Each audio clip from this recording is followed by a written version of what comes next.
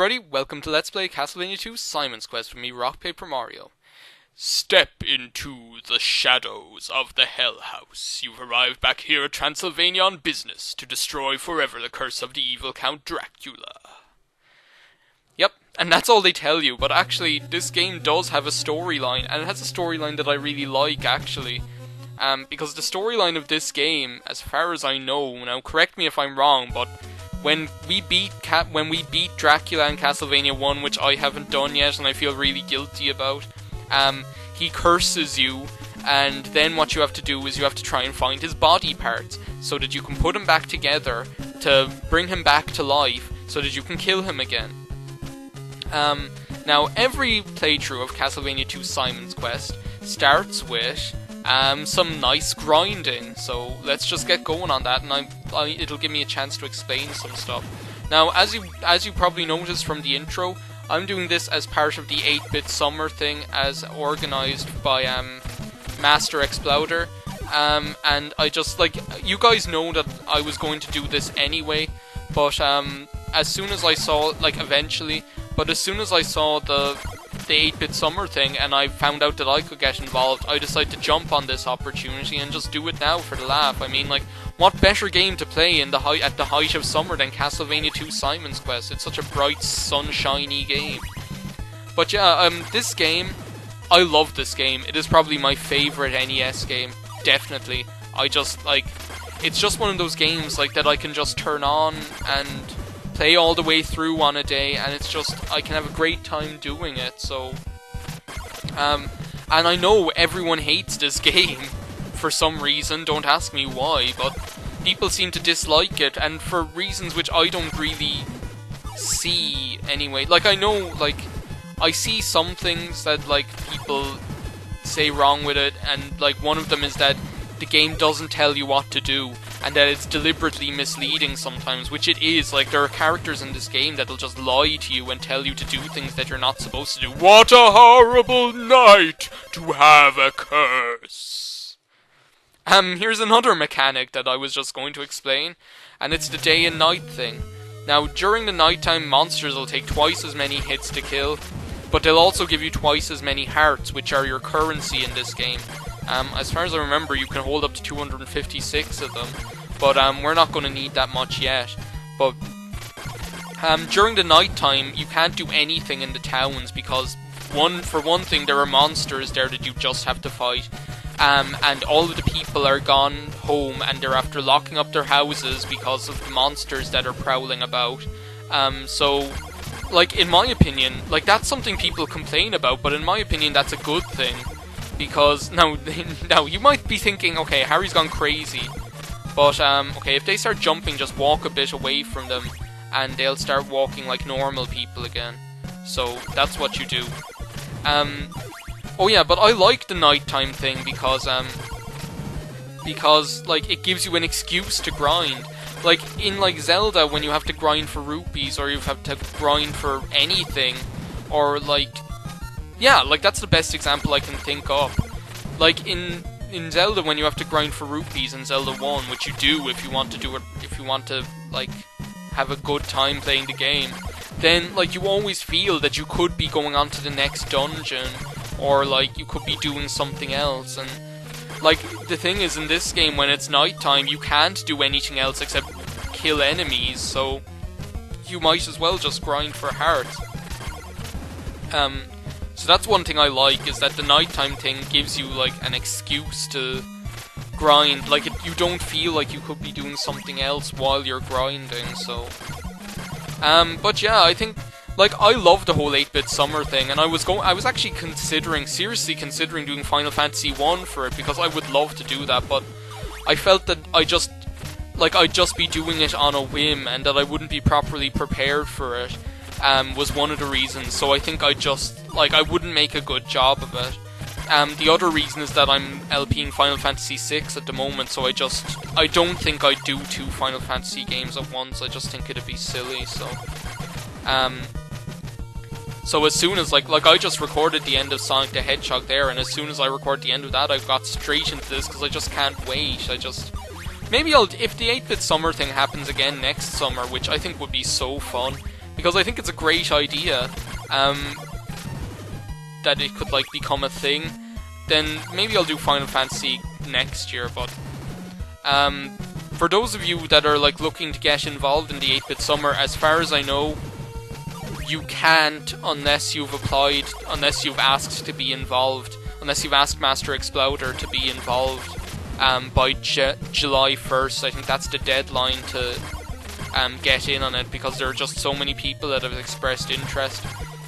So I'm looking to put this video up on the 30th, well no. Yeah, I'll put this up on the 30th of June. So, like, you may still have time, but what you have to do is, I'll save MasterXPlouDer some earache here, is you have to, like, send him a PM and ask to be involved and give him your email address. That's the way to go about it, no other way. So yeah, I hope you enjoyed this LP. My mission with this— no! The morning sun has vanquished the horrible night. That guy's gonna hit me! Yep. Okay, just get out of— okay, die. Stop hopping around. Jump around! Jump around! Well, this'll give me an excuse to show off how you heal in this game, because there are only 3 ways to get your health back. One is by dying and getting your health back this way, that way. Buy a white crystal! Yes, that's one of the things you want to buy. How much do I have, actually? Oh, doing better than I was the last— well, no, I'm not doing better than I was the last time. I think I had 36. Want to buy holy water? Yes. Okay, holy water and white crystal are essential for the next part of the game. Holy water, you'll be using it all the way throughout the game. The white crystal, you only use it in the first mansion, as far as I know. Yes, there are mansions in this game. A crooked trader is offering bum deals in this town. That's actually true, as far as I know. He's not misleading you, because you can actually buy a better whip in this game, in this town. Rest here for a while? Yes. Okay, that's the other way to heal your health. You can actually buy a better whip in this town for 100 hearts, but you can buy a better and like the next better whip, which is the chain whip, in the next town for 150. So there's absolutely, like, very minimal point in buying the whip here for 100 hearts. Okay, it's daytime now, so the monsters will be easier. So let's head on out to the next town, which is where we need to go. I'm going to try and, like, be, like, sympathetic to the fact that you guys won't want to watch me do a load— no. I didn't want you to do that, Mr. Wolf. I didn't want you to start jumping around like a madman. I'm going to be just sympathetic to the fact that you guys won't want to watch me do a load of grinding, which you have to do. So I am, if it's necessary, I am going to cut out grinding. So, oh, by the way, water is a one-hit kill, so be very careful. Okay, I just like to ignore this guy. I like to jump over the fireballs that he shoots, and then jump onto the next one, because otherwise there's a very, very good chance that he'll knock you into the water. So, same with this guy, just jump over them, because otherwise, like, you don't want to be— the thing is, if you lose, you have 3 lives, basically, is the way it works. Now, if you lose a life, then you start back with full health, and you have all your hearts. But if you run out of all your lives, and you have to use a continue, which continues are unlimited, by the way, you start back with full life, and you have 3 lives, but, what happens is, you lose all your hearts, so you have to collect them again to be able to— okay, how much money do I have? 82. There's no point in going into the next town, because I don't have enough money for the next whip. So this is another way that I like to grind here, is by going back and forth here, killing these 3 guys, then going back here, and killing these 2 down here, because it's very efficient.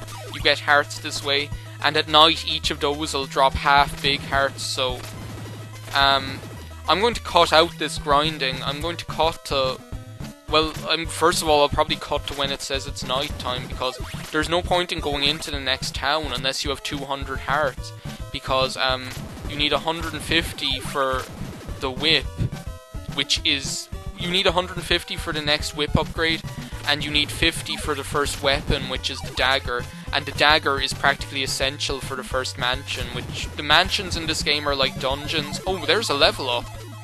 Yeah, that'll basically increase your health, or else it'll increase the amount of damage that you can take. Like, the enemies won't do as much damage to you. You can level up in this game like you can in Zelda 2, but there are only 5 levels in this game. And to be honest, I never get up to level 5. I always finish this game when I'm at level 3. I doubt I'll get up to level 5, and I'm not like I'm not going to grind up to level 5 just to have full health when I get to the end of the game. I just don't see the point.